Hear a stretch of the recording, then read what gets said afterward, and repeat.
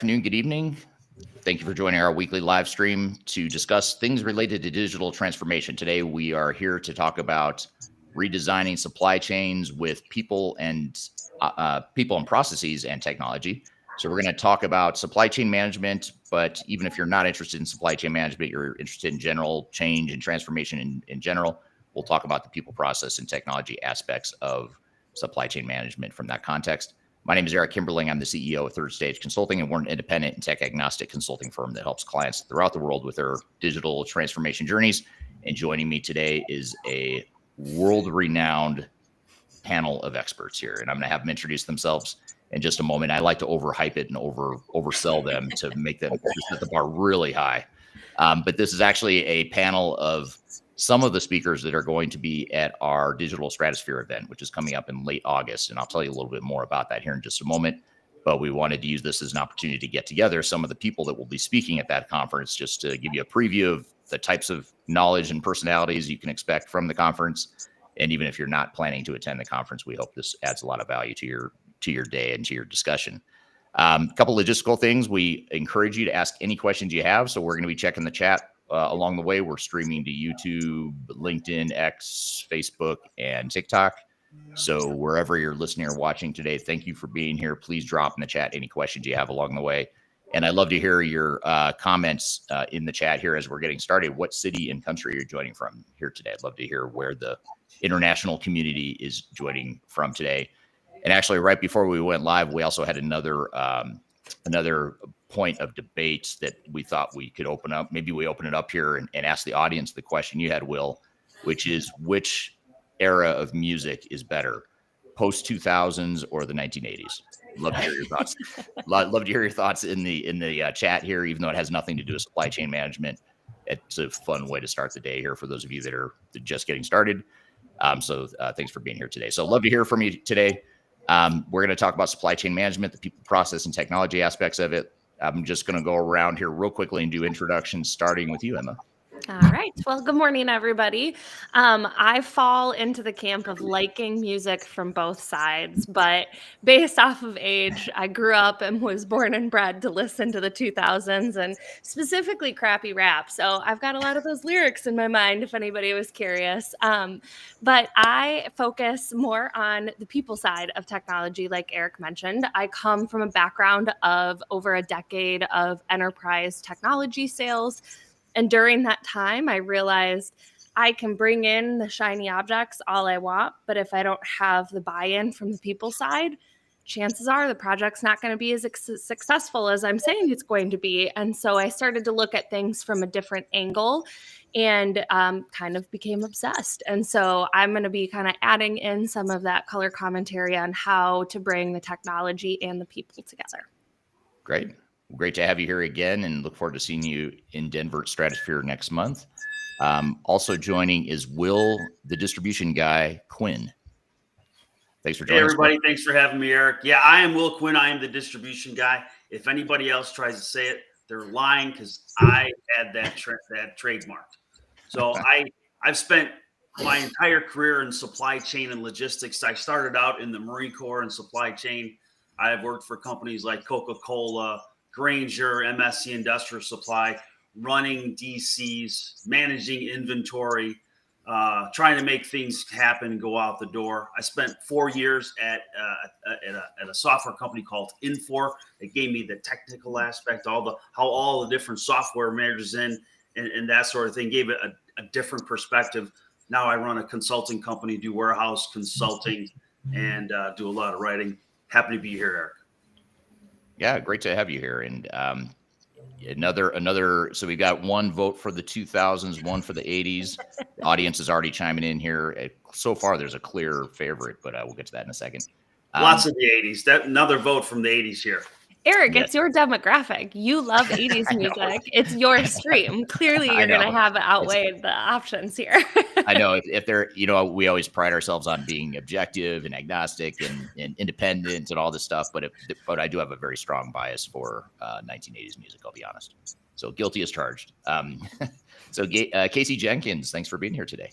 Yeah, so I will say that my vote's probably more for the 2000s because of my age demographic, but don't get me wrong, some of the 80s music, it can definitely be kind of hype sometimes, just to kind of take you back a little bit. But yeah, so I'm Casey Jenkins. I'm the owner of 828 Consulting. We focus on small business consulting, basically process improvement within, supply chain processes of those types of organizations. I've done everything within supply chain, from freight brokerage to international supply chain management. I also teach supply chain at multiple universities and project management as well. So definitely bringing that more process perspective, I would say, into the conversation.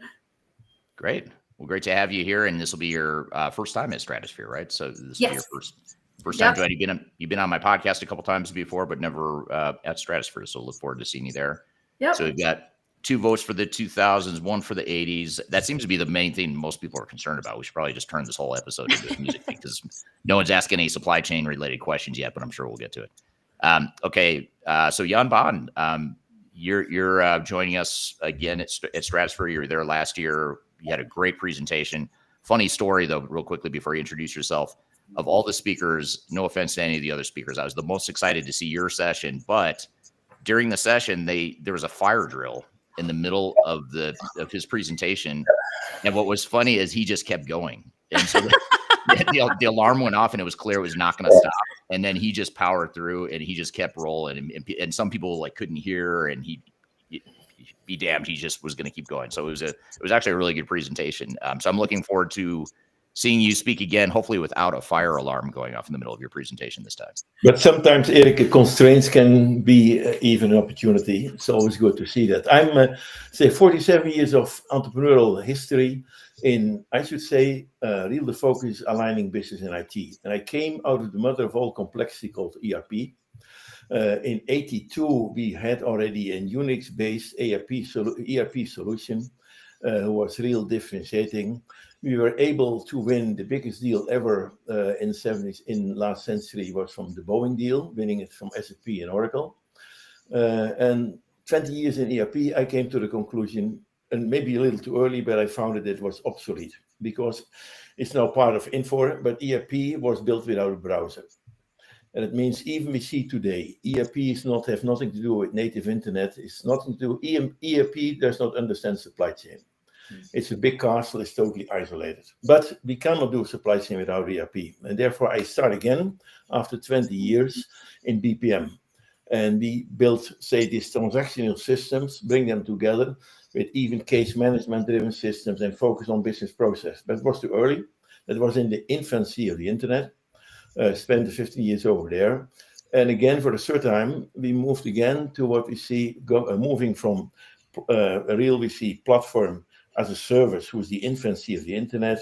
We move now to real infrastructure as a service. Therefore, you take everything outside from one of the big three. I've chosen Google.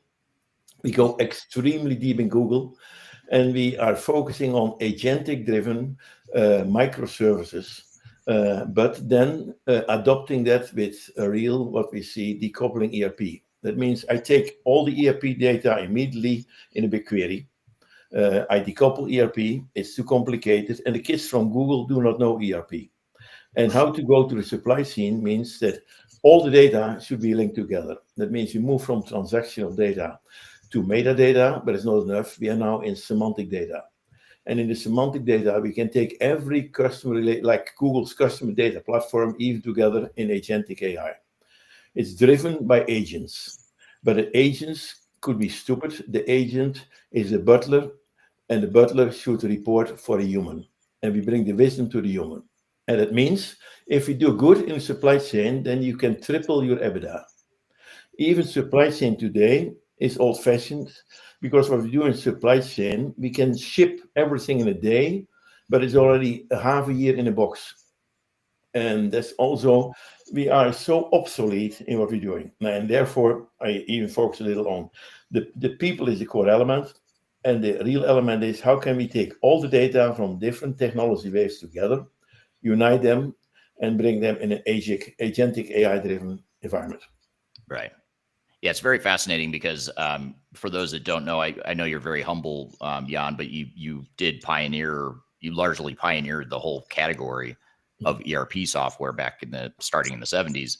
And I find it super interesting that you are now one of the ones leading the charge to create an alternative to ERP that may actually end up destroying the category that you helped create. So it's that creative destruction, that innovator's dilemma, Clayton Christensen sort of angle that I know you're a big Clayton Christensen fan as well. But I find that super interesting to see that in real life, how you've evolved and stayed ahead of the curve all these years. So just real quickly, turning to the audience, I appreciate the introductions. I appreciate you all being here today, both the panelists and the audience here today. Want to say hello to the audience here. Darian's joining from LinkedIn, says good morning. Chris joining from the UK. Thank you for being here today. Chris is a 1980s fan. So the joke's on you, Emma and Casey. So far, people are loving the 80s. Mike from LinkedIn says 1980s. Chris says 1980s for sure. Halil says hi from Turkey. Daniel's joining on LinkedIn from LinkedIn, says Melbourne, Australia, 1980s. Now I'm feeling self-conscious though, Emma, because I'm feeling like you're right. It's all just middle-aged dudes like me. I was just gonna say, just wait. The joke is gonna be on you. I'm gonna talk to your team and like sneak some like 2000s music into the like walk-on songs at Stratosphere or something. That's I'll right. like start a coup from within. Like Backstreet Boys or Britney Spears or something like that. Hey, Backstreet Boys are making a comeback at the Sphere right now. So I will never admit this again out loud, but I do like the Backstreet Boys. Some of their songs, anytime I hear one of their songs, I like just can't get it out of my head. It's just so catchy. Drew, late 90s, early 2000s. So Drew's contrarian. I like it on LinkedIn.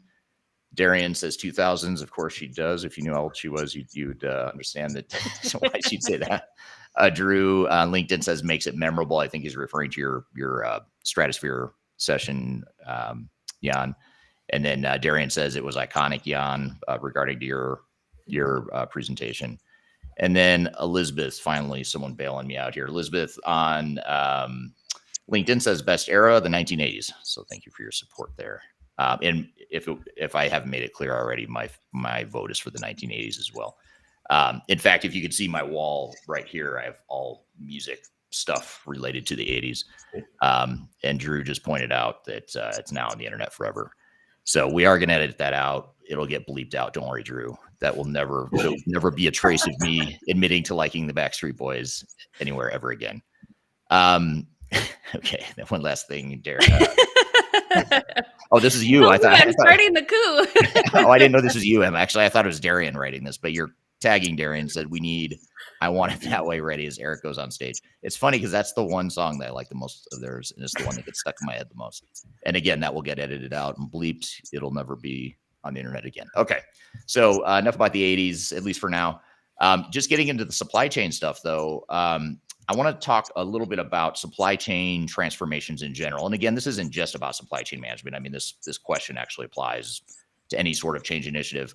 But I want to start with you on this one, Casey, as it relates to when you look at supply chain management and some of the work you do for your clients, why, or first of all, is it true? And if it is, why is this? Is it true that that the people and process side is more important or even more important than the technology side? What are your thoughts there? Yeah, I mean, it's so funny because I feel like it kind of depends on what side of the coin you're on, right? Like when you're an organization, obviously I think the people and process side is definitely more important. When you're a tech company, obviously your tech's more important, right? But I do think from a supply chain or overall business operations standpoint, technology is just a tool, right? It's supposed to enhance the processes or enhance the ability for, your resources to actually execute their day-to-day tasks. And so I would say that the people and process side should be the starting point before you start to layer in the technology on top. And part of the reason I say that is because a lot of times you realize that what you think is actually the problem within your organization that a technology solution can solve isn't actually the problem when you start diving into what your people are saying or what your processes actually look like. Technology, I would say, is a tool and an enabler and not necessarily like the end all be all solution or finality to, different business operations. Yeah, makes total sense. How about you, Emma? You've carved out quite the niche of being the people first advocate in the marketplace. Why are people? And so I know what your answer is as far as whether or not you think people is more important than technology. But why is that? Tell us why you're so passionate about the people side of change. Well, so like I said in the introduction, while I was selling technology, I had the same solution that was situated at the top of the Magic Quadrant, no matter what customer we were putting it in. I had the same team that was implementing the technology. And the biggest variable was, and again, we were a process consulting company too. So we're going to take process out of that because the team that was implementing it would start with process and then bring the technology in. Sure. With all of those variables the same, we still had varying success of where we actually got the ROI that the customer was looking for, whether or not we solved the problems that they came to us with at the beginning of the conversation. And typically it came down to the adoption of the solution on the team side and how ready they were for change, what the culture looked like internally, and all of these things that surround the idea of the people side. And so yes, technology matters. You don't want to go buy a garbage solution and try to bring it into your company because that's not going to do anything for you. And I was spoiled. I had process consultants that would sit down and help us move through that process before we ever brought in the technology. But in my mind, the old adage of people, process, technology has an order of operations. And if you don't start with that first part of it with a culture that provides psychological safety so that people actually give you their real feedback about what's going on, and you don't start by helping educate people on how to use the technology or spot opportunities within your process to automate and all of these other things that start in that first category before you move on to process and then bring in the technology, you aren't ever going to get to the crest of the mountain the same way without that adoption from your people. And so it's not that I don't like technology. It's not that I don't think it's valuable or that it's not an important part of the equation. But I feel like what I see oftentimes is that people say, and especially like we could go into like the AI side, there's so many companies that are chasing the shiny or chasing this like easy button that they think is going to come with AI, and they start on that end, and then the people end up being this like last thought, and usually it's a thought of, ugh, people hate change, why are they making this so difficult? But really it's a leadership problem because they never addressed the front of the equation as they were going through it in the way that they were supposed to. Yeah that makes total sense. And Will, what about you? I mean, you sort of straddled the operational side of things, the technology side of things, and certainly the people side of things. What are your thoughts on this whole thing? Sure. It was always my experience that, typically the problem wasn't technology. I always found that whatever system the company had, was an ERP or WMS, typically it was far more robust than the average user knew how to use it, right? And typically how you get into that situation is you implement a new solution. Everybody's excited. People are trained how to use it. You've got super users. People are dialed in. And then over time, people get promoted. They move on to other companies. New people come in, and there's not that effort of retraining. There's not money set aside to properly train the new people that have come over. So now Mary's learning from Susie, who learned from John, or learned from Juan, and now all of a sudden we have a terrible system that nobody's knows how to use. And it's usually not, unless you have right now, you're using a green screen AS400. Probably, maybe what you have, it might be good enough. But going on the tech side, even in a software company, developing that technology, the different groups that work within, it's people. It's really people heavily focused. So if you're not managing the people, if you're not getting the right people together to make the right decisions to help forward that technology, it's not going to get better either. So you can't emphasize enough the importance of people, change management, and making sure that everybody truly understands what's happening and the why. Yeah, and those are great points, and you all bring up good points about how technology for technology's sake doesn't do you any good if the people aren't coming along, and if your operations aren't coming along. Jan, what about from your perspective? I'm really curious to hear your thoughts here, because you're the technologist in you, the visionary in you that has created some of these products that have been on the forefront of innovation and changes to the space. I imagine you think of a lot of problem solving from a technology perspective, but how do you balance out in your mind when you're creating these products and the visions for these companies you've built? How do you address the people and process side of things against the technology? Technology always should be hidden. If you look to top technology, it's maybe an airplane, maybe not even, it's a car. And if you see in a car, everything is commoditized and everything is decoupled. But in IT, we are stupid people.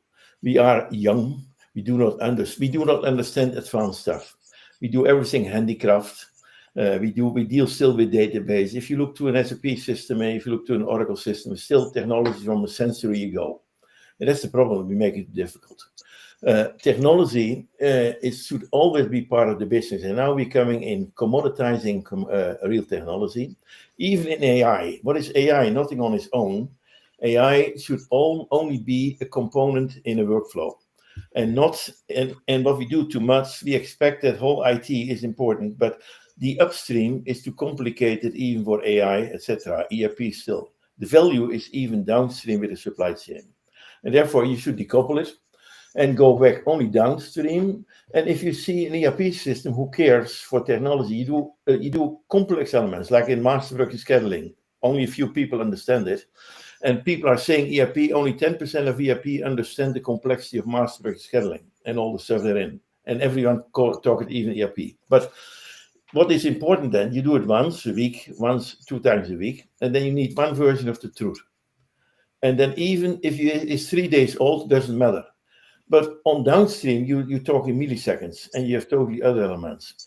It's what we see is the real time on the one hand, and we see the data element on the other end. And if you are mature, you have a bill of material and you decouple it. And what we always did is hiding technology from the user. And in tomorrow's world, the CIOs will have a problem because tomorrow they will report to the COO. Only business cares. And only if you are good, maybe in data, you can report to the CEO if you are a data specialist in this AI stuff therein. But all the other elements, even what we take from the what we say the infrastructure as a service, where everything in DevOps and everything is there united. That is then hidden like in a car under the hood. And therefore we should become manufacturers. And we are handicraft people. 90% in IT is handmade. We program, we handmade it, and then we sell it, we overpromise it. We cannot support it, we have no traceability. We have now what we see in high tech or in really cars or so is predicted maintenance. Now, I'm believing what we built all the time was a software factory. And a software factory is built of material. We built it on an SBOM, a software bill of material. I'm now in this moment generating 80% of all the code immediately in plain Java. Low code, I don't like it because in low code you can't do the last mile. And therefore you should do high code, that means generating it. And on the latest moment, then you take the human who can do the last mile, but still should not be vendor lock-in. Now, I hate vendor lock-in, although everyone was locked in my barn time. But in today's world, everything should be open, should be decoupled. That means complex elements in technology under the hood of a car is decoupled. Therefore, an ERP system can be decoupled and you change it maybe only once in a half a year or so. It's good enough. But you bring it where you change it every minute to microservices. Now, and what you see in technology is all the time, it's like in a car, you have 3 technology waves. If you have a Tesla car, every 5 seconds, maybe a car is born. But there is still mechanical stuff. There's still electrical and it's still software. In IT, you deal with 3 elements. You deal with silos, even today, which SQL, believe it or not, 90% is SQL data. It's stupid, not even big data. Now, that means you have then silos. Then we're moving to business processes. It's too complicated. And we do it more the inbound of the enterprise, but it's nothing to do with supply chain. Nothing. It's too complicated. Then we go a step further, what we call workflow. Now, and these 3 layers should be decoupled and all with the same data model in the semantic data and the workflow. And the workflow is now amazing, can be done with what the Kubernetes type of stuff. You can do 100 times more, 100 times faster, but all this old stuff is still there. No, and what you should do then is combine them, decouple it, and then you give it in the hands of the job to be done, what Clayton Chris just mentioned. And there, the EBITDA is 10 times more. Right. The EBITDA is downstream. Right. And the more downstream, the more value. And the more downstream you win the tender. And you give it in hands of the business. Therefore, it should be owned by the business. Always. And what we do now, from the first moment, we can create everything already with the business owner. And we have all this UX stuff already to bring it. We can decouple data model and show it already there. Now, and these tools totally will differentiate. And therefore, ERP, what I agree with you, Eric, it will be anywhere, it's obsolete. It is totally obsolete, but we cannot stop it. We need it for the next 5 years still a little to adopt it. Yeah.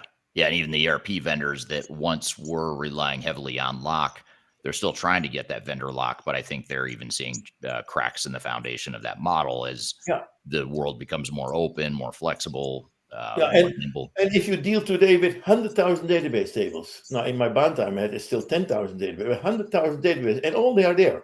And all they are in one big data element, we call it an SQL database. Now it's older than I am in business. That means the most stupid stuff we do. No.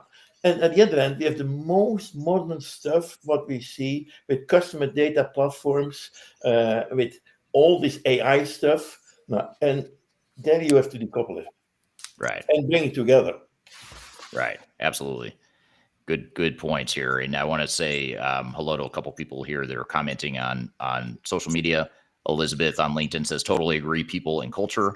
AI is great once things are established, but AI does not have empathy, which is a really good point. I think it's easy to automate a lot of stuff with AI, but the people side of it, so far, we haven't figured out how to automate that piece. I don't know if we ever will.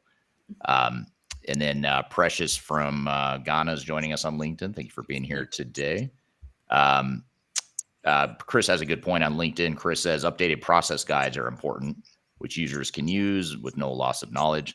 And I think that's a good point as far as getting that tribal knowledge documented and creating sort of a central repository of how your operations work.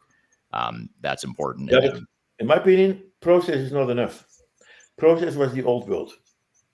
And in ERP, it's never process, it's a silo. And in process, you bring transactional data together with case management data, but you do it more in the inbound part of the enterprise. And now we go to the outbound, to the supply chain, and then you collaborate.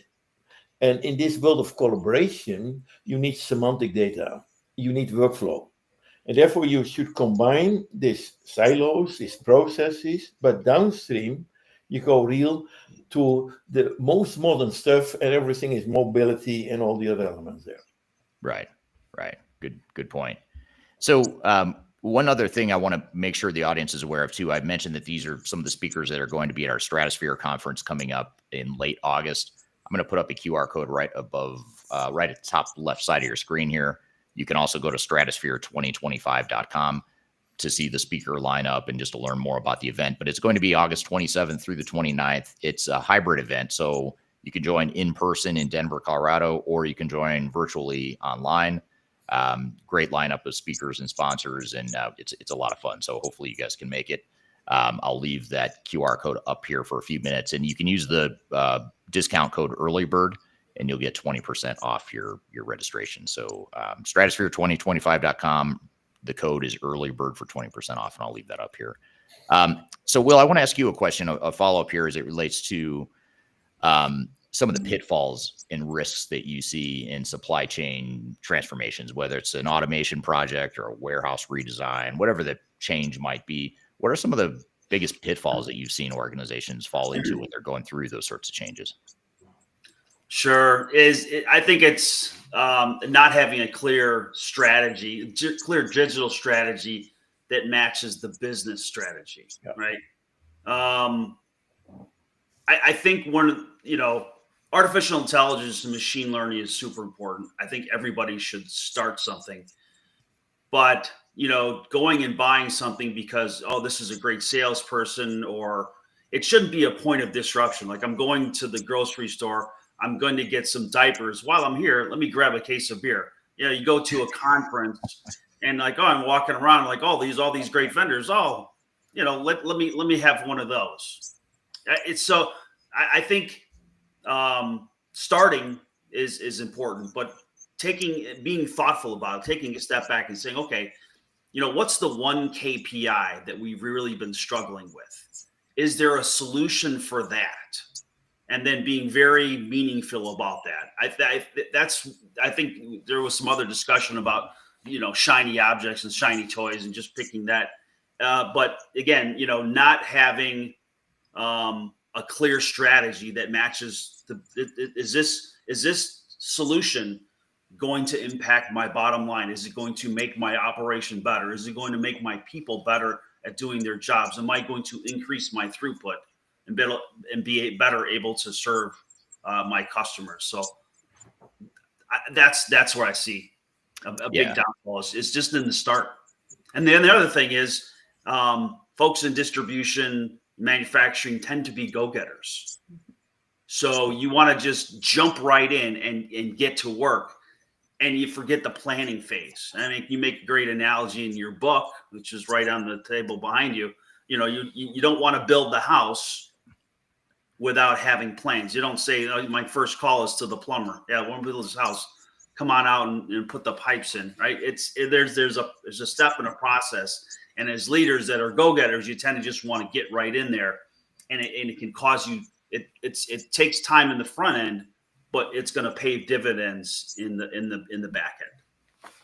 So to build on your analogy, it's like saying, I want to drink a case of beer before I change my baby's diaper. Is that? But you have a clear vision. You're very deliberate about it. You're not just having an impulse purchase of beer. You're actually having a plan that. That is a good point, though. Kidding aside, that having that strategy and that clarity of what it is you want and what you're trying to accomplish, I think is super important, especially as you have people like Jan and other technologists that are out there building such advanced, great tools. None of that matters if it doesn't fit your strategy. So I think that's super important. What are your thoughts, Emma? Some of the biggest obstacles and pitfalls that organizations face when they go through supply chain or any other sort of change?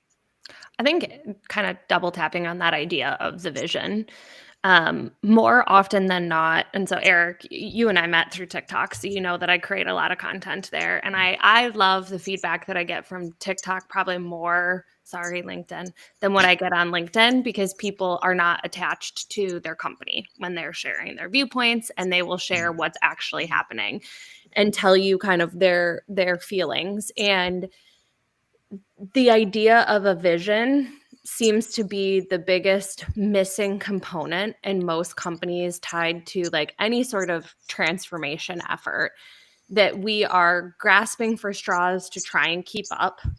Companies are terrified that they're going to be left behind, and that like FOMO that they get from not being able to keep up in their mind is what makes them make really quick, short-sighted decisions and create a mess of like spaghetti for themselves to try and like weed their way out of when they start to realize that they've created a problem. And the amount of times that I hear from people that they are burnt out from change fatigue because their company is constantly switching processes, constantly implementing new technology, shifting direction as an organization as a whole on a regular basis to chase whatever kind of thing they think they need to go after because they're afraid. Those are the things that are stressing out teams. Those are the things that are creating trust gaps with leadership.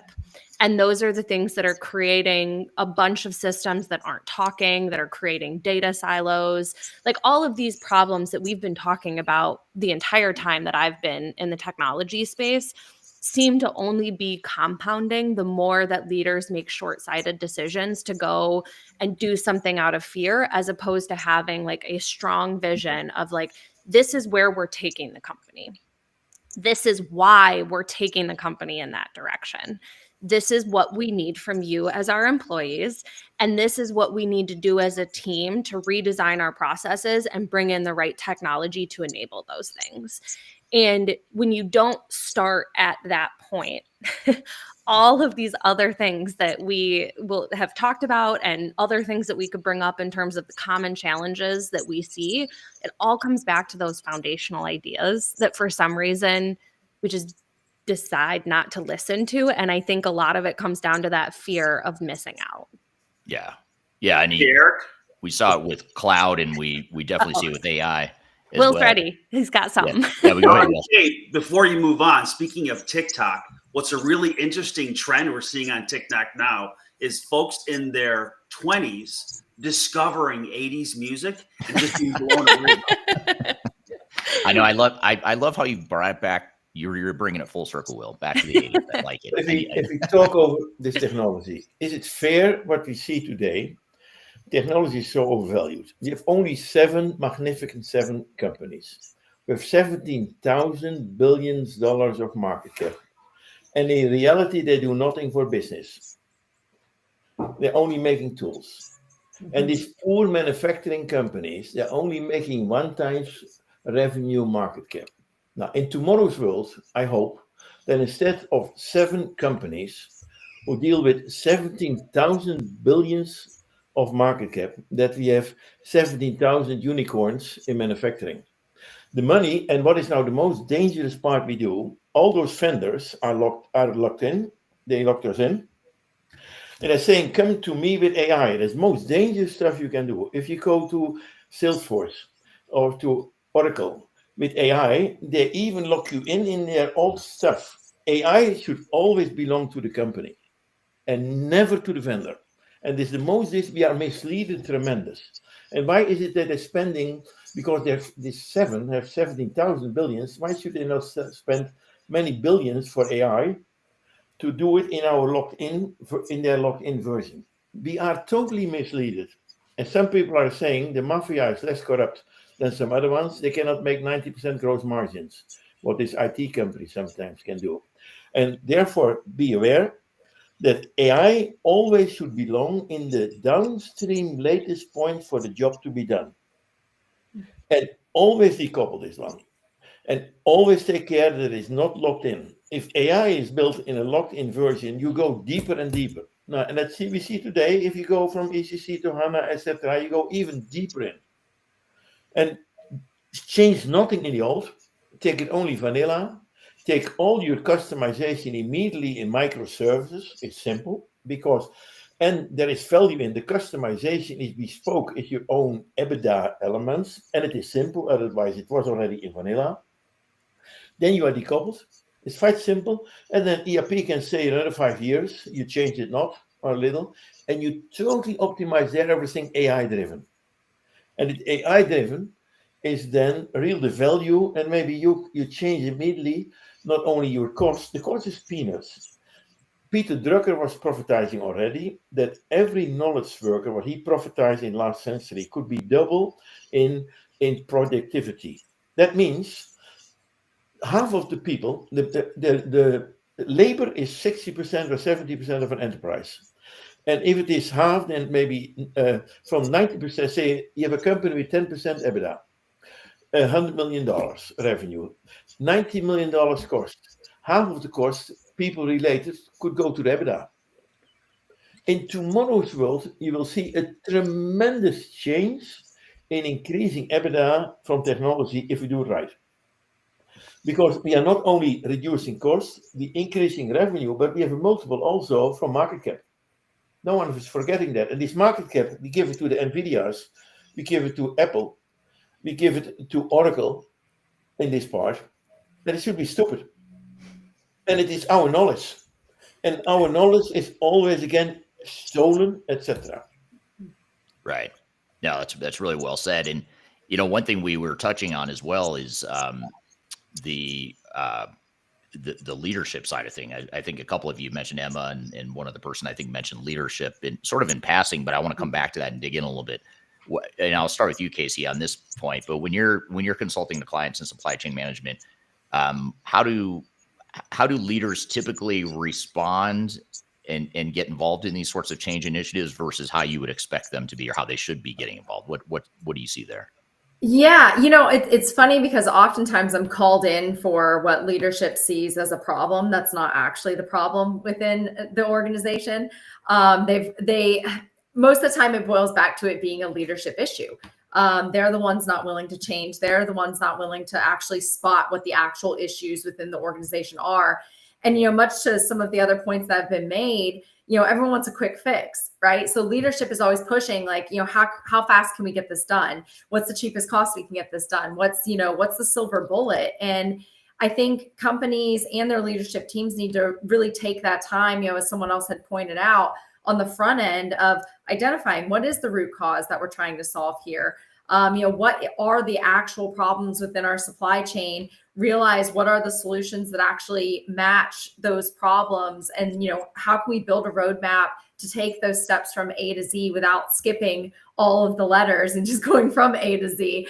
I mean, I always use the joke about how, I'll have people asking me, they want to go from Excel spreadsheets to, robots like overnight. And it's like, yeah, that's not going to work. You can't really get there. So I think from a leadership perspective, it's really diving into what is actually going on within your organization, looking at, your leadership styles as well, and saying, hey, are we promoting, back to the people side of it, right? Are we promoting a culture that looks for these gaps, looks for these problems, and has our, teams and resources bringing them to light so we can actually make meaningful change? But it's really, I often get to where I'm like, now this is a leadership issue. It's not a process issue. It's a leadership issue. So yeah. Well, and of course, when you've got a client, being a fellow consultant as well, you've got to be careful not to call the baby ugly too much. You've got to tread lightly, especially when you're building a new relationship. But it is oftentimes, I agree with you, it oftentimes is a leadership issue. And Emma, I know you've been super outspoken about this on TikTok and LinkedIn and elsewhere, but what are your thoughts? I'm sure you have some strong opinions here. Yeah. I mean, the experience that I had going into organizations is very similar. When you sit down and it's like the refusal to look in the mirror and recognize that you're the problem. And I don't want to always point that, like, this is not me saying that there aren't people within organizations that are difficult to move and difficult to change, or that there won't be technology issues that come up as you're trying to implement a solution that cause headache and issue. But time and time again, the feedback that I get is that, we can't figure out why we're doing certain things, or, the idea that leadership comes out and thinks that it's this huge flex to tell their shareholders that they're going AI first. That tells every single one of your customers and every single one of your employees that you're putting technology over the top of them. And then, like, you look at some of these statements even further into the way that they're managing it and talking about specifically eliminating staff, specifically reducing contractors, starting to have it be a part of the way that people are evaluated. Never did we ever put in somebody's evaluation, did you use RPA effectively? But why is that suddenly something we're going to measure people on when we've decided that we should go AI first? But you also can't articulate to me what kind of outcome you're looking to accomplish other than reducing developers or reducing additional contractors. Like, when we start to do that, we've lost the plot. The plot of technology is supposed to be to help us solve bigger problems, focus human attention and human energy on the things that we enjoy doing, the things that challenge us, the things that use the skills that we can't automate, like critical thinking and creativity and the human to human relationships, like the empathy that was mentioned in the chat earlier. And we've been chasing that carrot of being able to get us to the human work for a very long time.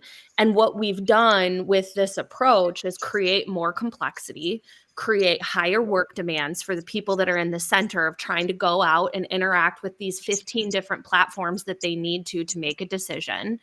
And we're just creating that problem now on hyperspeed if you start bringing in AI to keep going against your bad processes and not looking at how you're looking to solve that problem.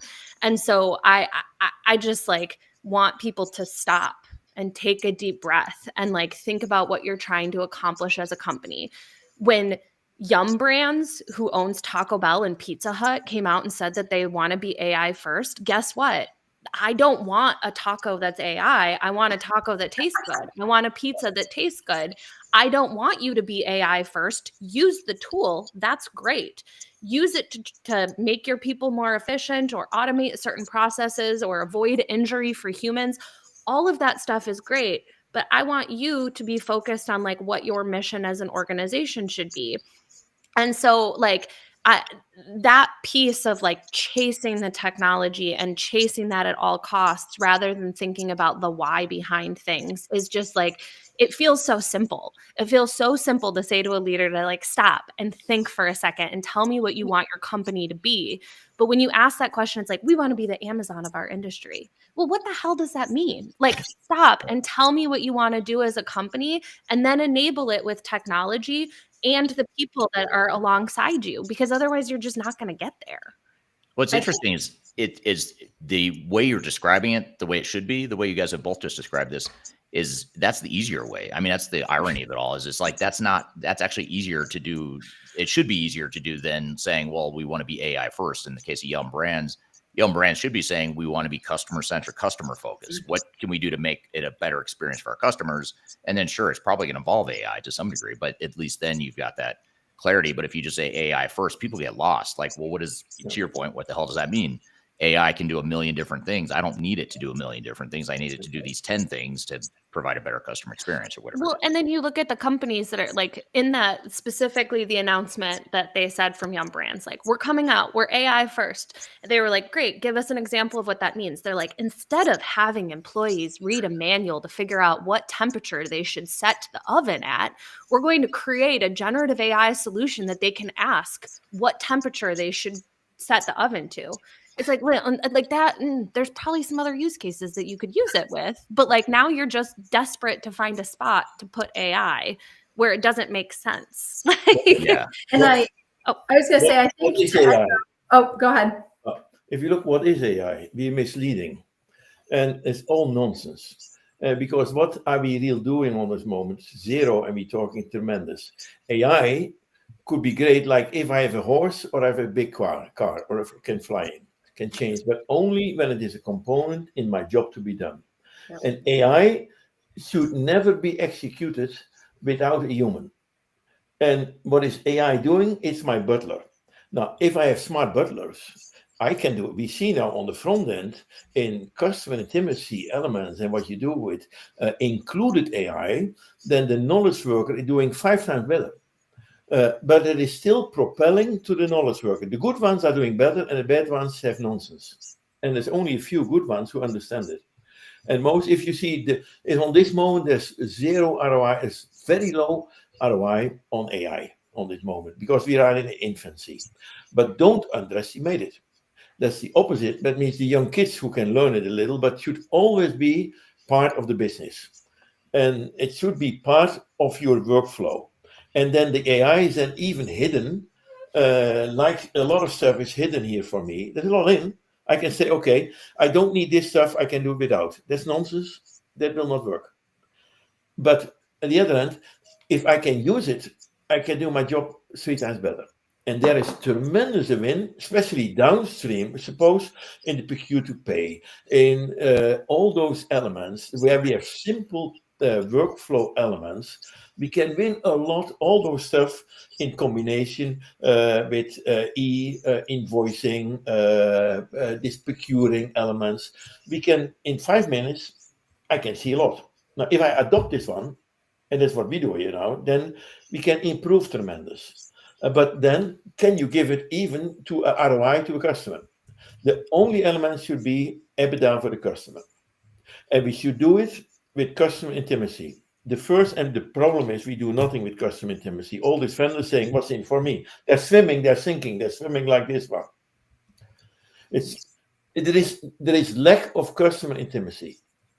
Right. That's the biggest problem, because there is no ROI. It takes too long. We need only ROI for tomorrow, but not continuously. What are we doing in 5-10 years therein? Right. And those are great points, and the audience is coming in with some great points as well. Drew on LinkedIn says, if we don't understand the why, whatever the thing is up for redesign. So the why is understood. So that's a great point, Drew. Thanks for that.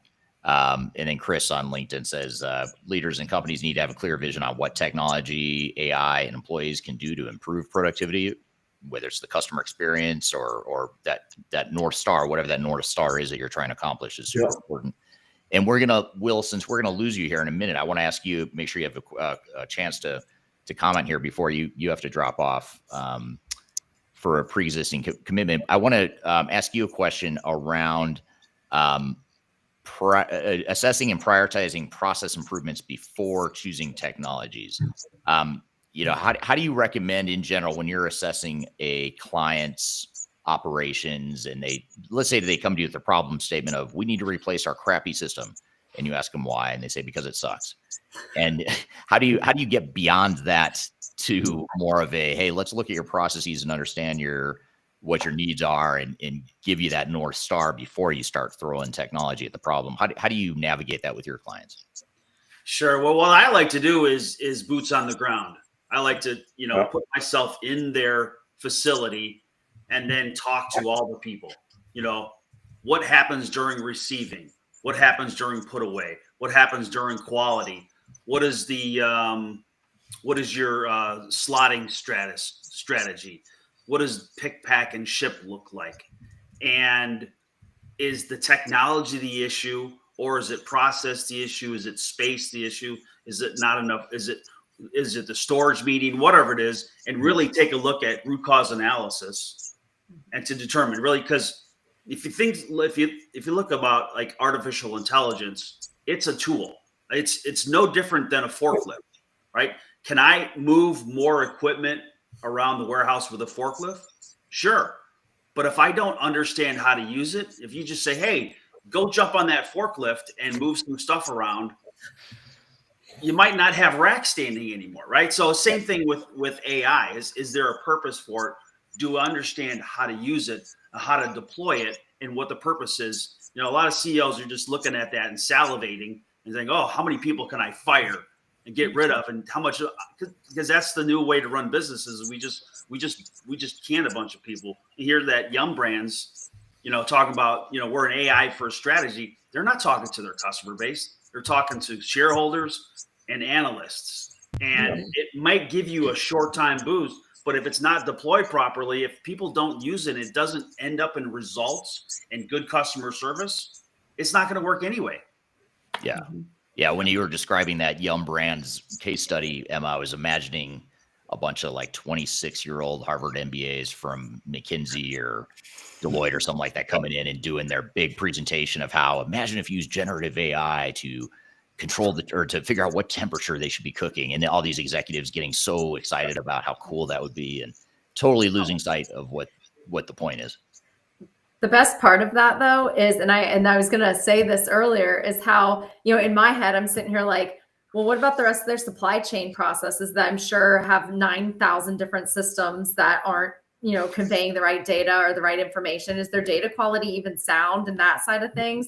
What's their procurement contracts like, right? And I'm like, oh, but let's leverage AI to, change the temperature on an oven. That makes sense for that. Right. And to what the point was made earlier, you can't ignore the technology that is developing. Right. You have to stay up to date with it, and you need to focus on where you have opportunity. Right. But the problem for me that like I keep coming back to, and Eric, I've got all sorts of stories about this AI first thing. This is like on number one on my hit list right now because I am so frustrated with it. But like you look at Duolingo, big app that made big news by coming out and being AI first, and specifically said that they want to reduce contractors. Or you've got like the Microsofts of the world laying off people and then going and, opening up jobs overseas, but saying that it's because of AI and they're so efficient. This talking out of both sides of your mouth from the companies that are creating the AI solutions that are then going to sell those AI solutions, like the CEO of Salesforce. We're not hiring engineers anymore. We're so efficient. We have 650 engineer jobs open on our website for anybody that goes to care to look. So like that talking out of both sides of your mouth doesn't help the perception perception of the technology. It doesn't encourage people that are working in your business to learn more about it. It breeds a sense of fear that the technology is going to come in and replace them, as opposed to saying to them, hey, this is something that's coming that we should spend time learning about.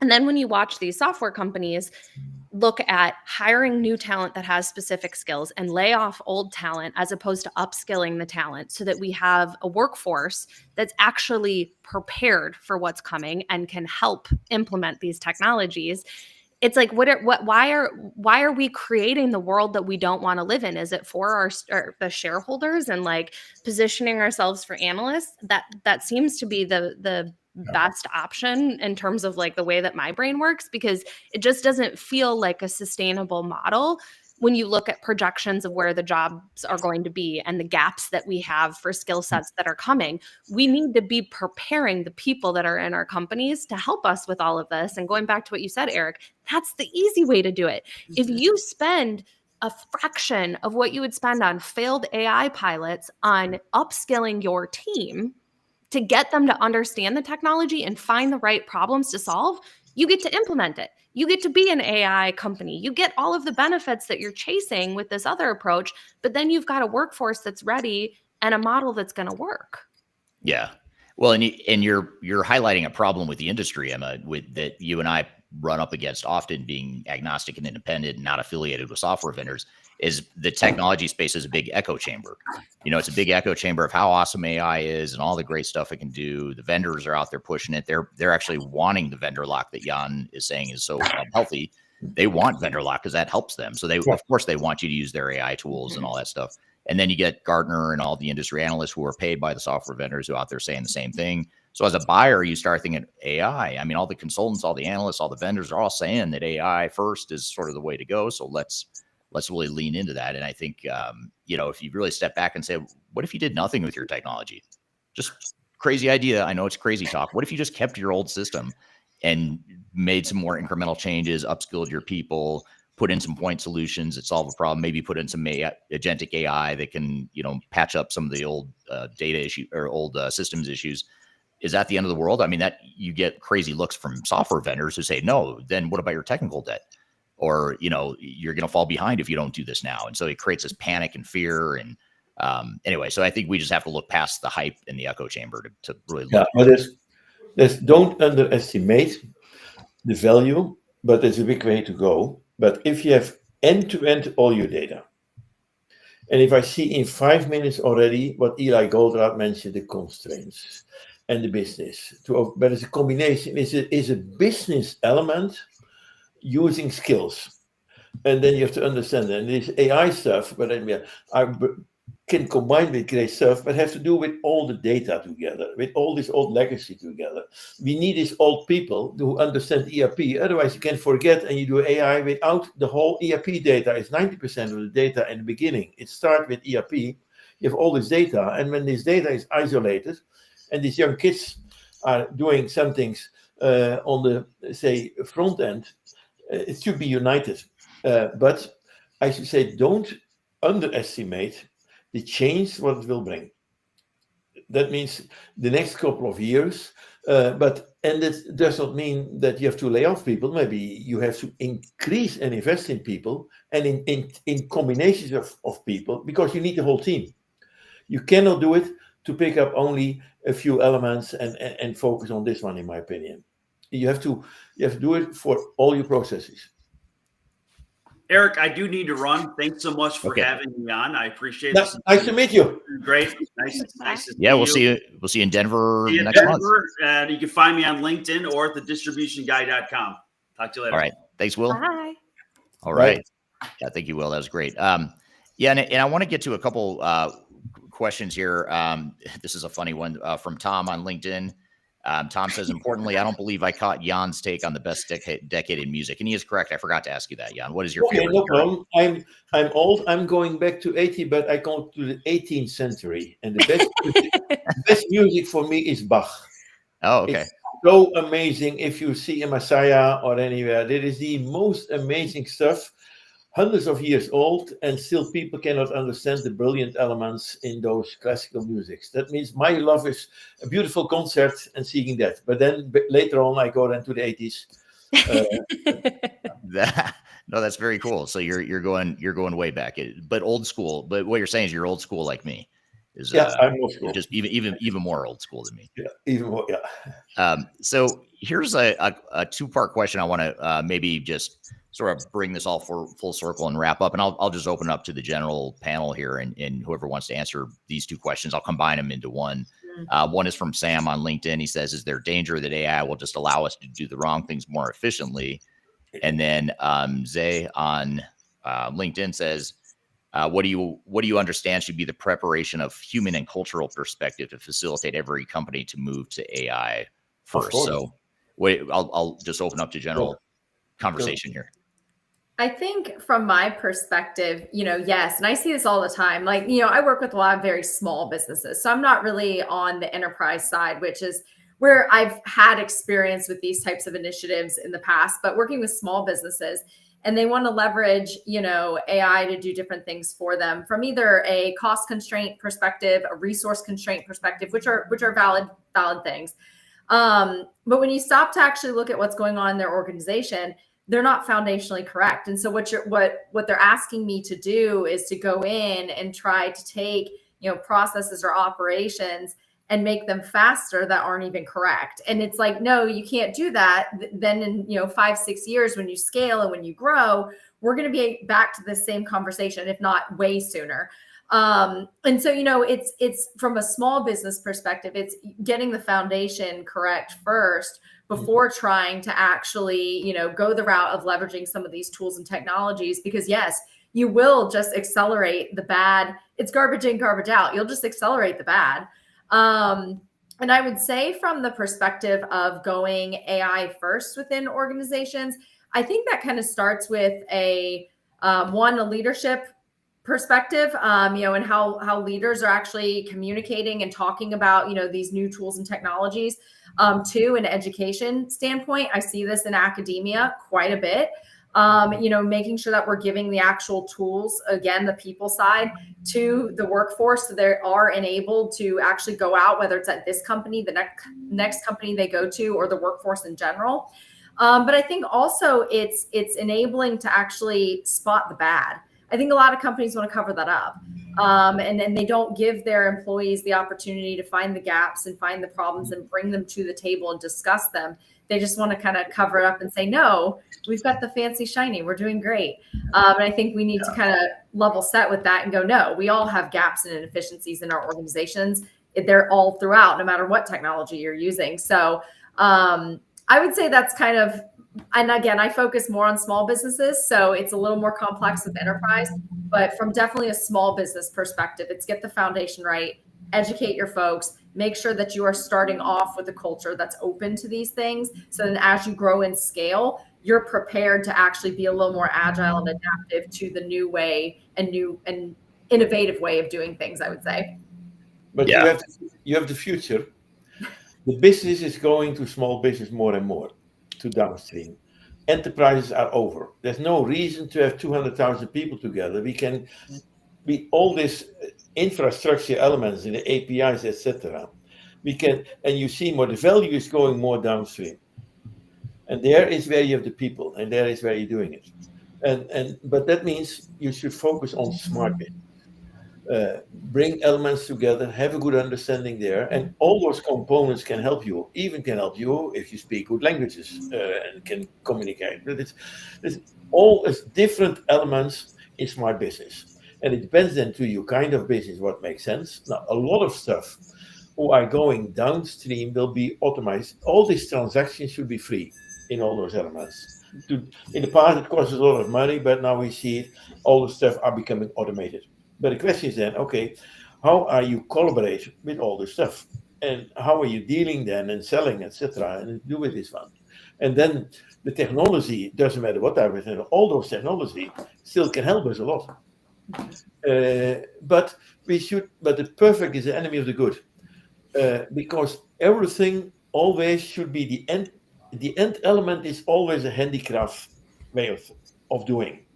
And to the last optimization, lucky-wise, always seems a human who optimizes it. But when I'm better informed, I can win the deal.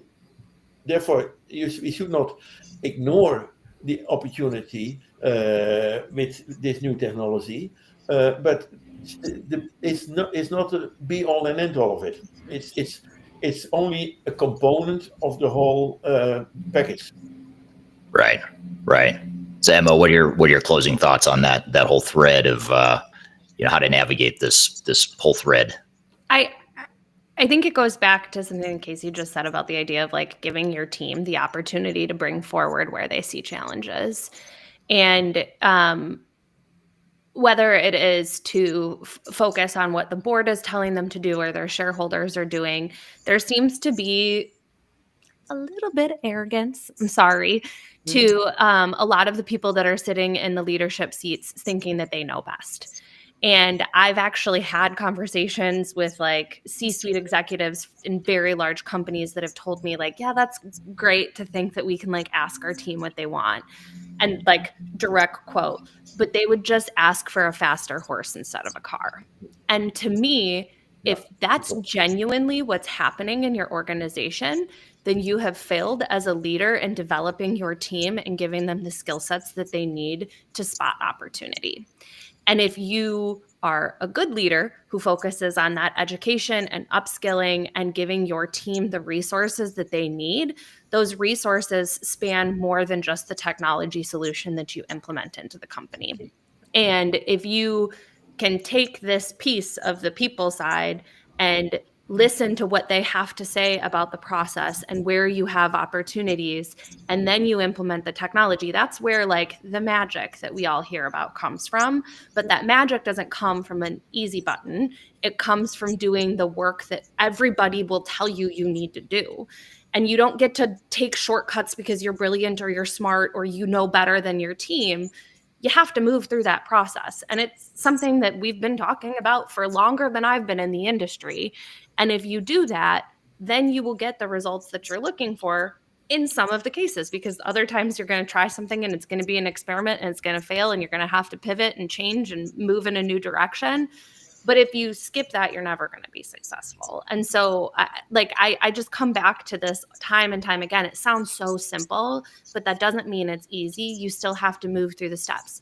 Just the same way that like someone can give you a workout plan and tell you that you're going to get like ripped and be super in shape. You still have to do the plan. You still have to move through the steps. And that means you still have to run a mile before you can run 5. And Right. you still have to lift 5 pounds before you can lift 20. You have to do that stuff, whether it's AI or any other tool that you're bringing into your company. Yeah, really well said.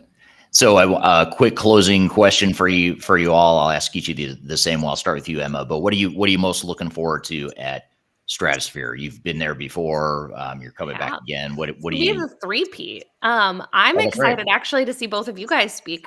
Jana, I missed your presentation last year. I had to fly out, so I did not get to be there for the fire alarm extravaganza. But I'm looking forward to. I honestly learn so much every time that I come and I sit down. You do a really nice job of bringing speakers with different vantage points, kind of across the board. And so I really love the opportunity to learn from everybody else that's there. Yeah, great. And then how about you, Jan? What are you most looking forward to at Stratosphere? To collaborate and to partnering.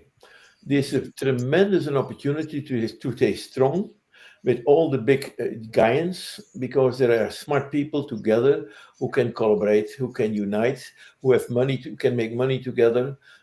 We have to do it together and learn from each other. And there is on one floor so much knowledge what we have. Use it. And that's unique. Therefore, it's also interesting to come and to see people and to meet, but real to see what can we do for each other.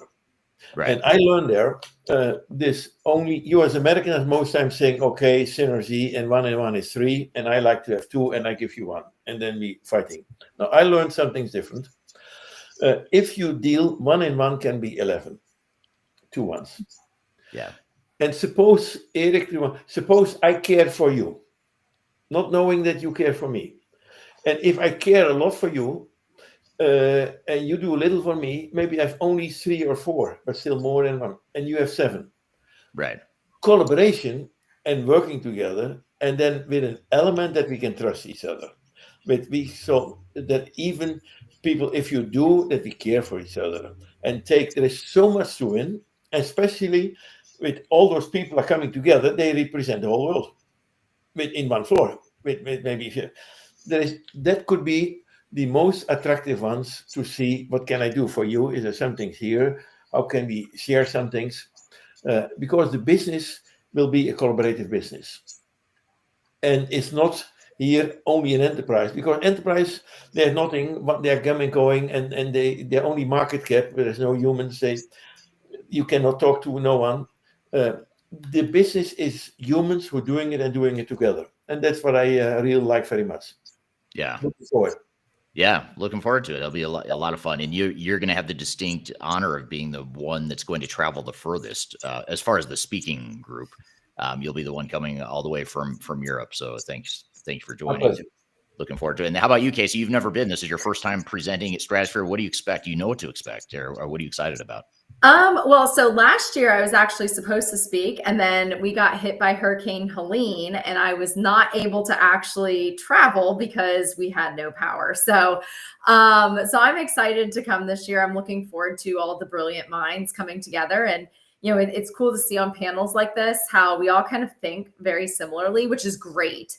In the business world, I've learned that going with the flow is sometimes not always the best thing to do. So I love having folks who think, of going a different way and trying new things and being innovative together. So looking forward to just getting all these brilliant minds together and seeing what we can talk about and innovate and come up with. Yeah. Yeah, that is half the fun, is just, I learned so much from these two, even just doing today's panel. I learned a ton from you guys, and there's going to be a dozen or so other speakers that weren't on the panel here today. So there's a lot we can all learn. So really appreciate you guys being here today. And if you're interested in learning more about Stratosphere, scan the QR code right here. You can also go to stratosphere2025.com. You can see the speaker lineup. You can also see the pricing for different packages. If you want to join in person or if you want to join remotely, you can do that as well. And use the discount code EARLYBIRD if you would like to save 20% on that registration fee. So hope to see you all there. Thank you to the three of you and to Will again for being here today. Really appreciate it. And as always, I had a lot of fun. So thank you. Looking forward. And thank you to the audience for being here. We'll see you next time. We do these live discussions every Tuesday, same time, same place. Wherever you're listening or watching, we'll be here again next week. So hope you have a great